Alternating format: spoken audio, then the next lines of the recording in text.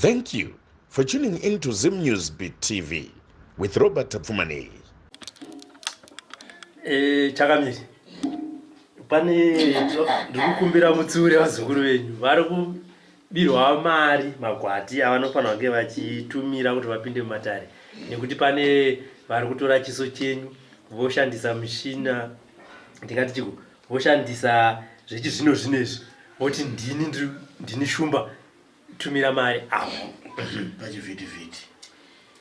ipapo muzukuru ndakazvinzwa munoziva kuti ndizive nyaya ini ndaa ndisingaizivi asi ndine vazukuru vazhinji havasi vese vasingandidi kune vanondidawo chero watsva chiri wekare ndizvozvo Sekuru ndizvo zviri kuitika kuno ko zviri kufamba sei munhu iwe unenge uchiziva kuti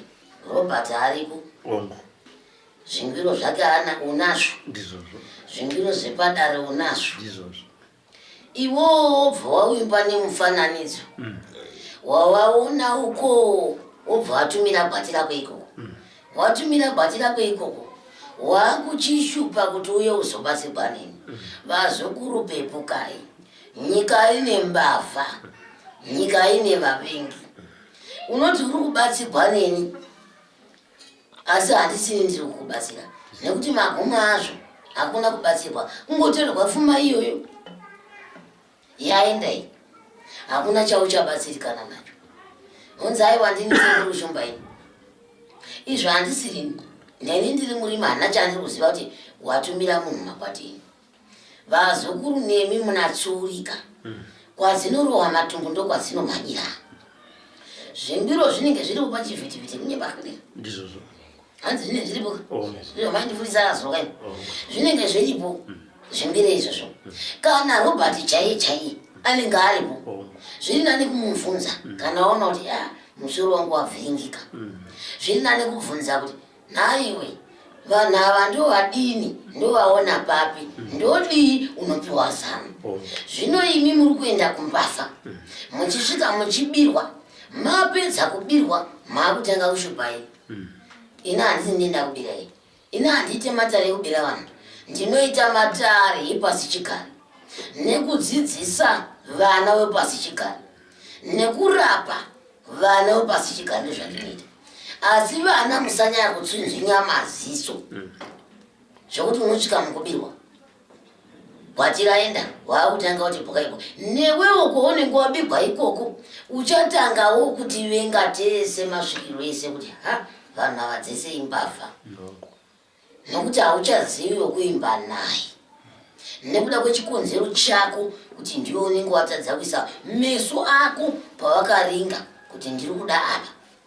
kuti ndibatsirwa apa waita meso ako iwayo waakusvikonzi kune zvingwiro zvakati pano hakuna chimwe chingwiro chinonzi kwai chinonzi chazochinja chachanhingi munobirwa wazukuru mukaita zvokutamba iko zvino ndine dambudziko pano pamusha pano yenyaya yavanhu vari kutora mufananidzo wechiso chehomwe yandikeri kungotora inini basi vakusvika vakuisa kwavunzi ndini ndakupomerwa mhosva yanei ndisina kubara handipari mhosva dzakadaro bai kana zuva rimwe chete inini munhu ukanga watumira gwati rako ndinokubatsira ende tanga waziva kuti ndini here wauri kutaura naye usati watumira gwati rako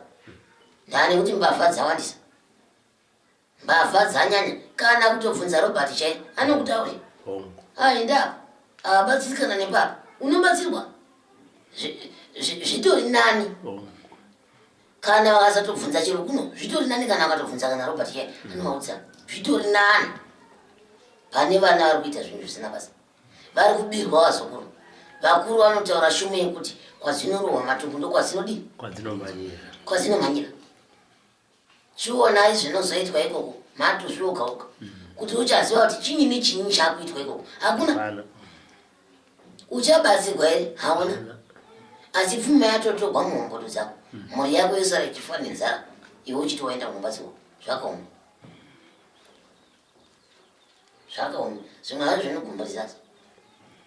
unogona kugumbuka nazvo izvozvo unotsamuka zvereka matsosa akazviziva kuti ava vanhu havanoita basa rakanaka ndizvozvo vakutora mukana iwoyo kuti hai wachiregai kuti tisu sekuru shumba yakwana iyo vasekuru vacho ngavatange wabvunzawo wotanga waonawo mufananidzo kuti ndivo here woridzawo chingwiro kuti vachitarisa kuti ndiye here munhu uyu iyo zvingwiro zvacho ndizvo here haiwa nangotanga ngotumira kwati basi kwakuzondinetsa here kuti ndikuitira matariro kupusa kako chaivo tsvaka ruzhaka nyene ndakuitireini ndiwonenge watanga pamuru. For these and more stories, tune into Zim News Bit TV with Robert Tafumani.